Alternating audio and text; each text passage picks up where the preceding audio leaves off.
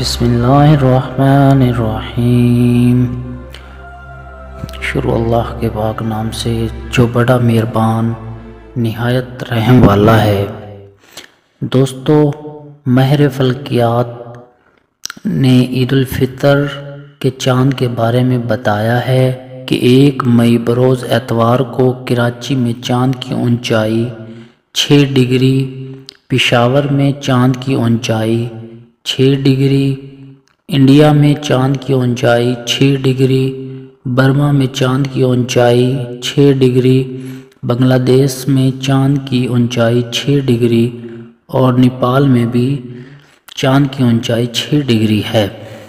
چاند 9 ڈگری میں بمشکل سے نظر آتا ہے اور 10 ڈگری ہو تو روایات عامہ ہوتی ہے۔ یہاں 6 ڈگری ہے، اسی لیے 1 مئی بروز اتوار کو چاند نظر نہیں آئے گا۔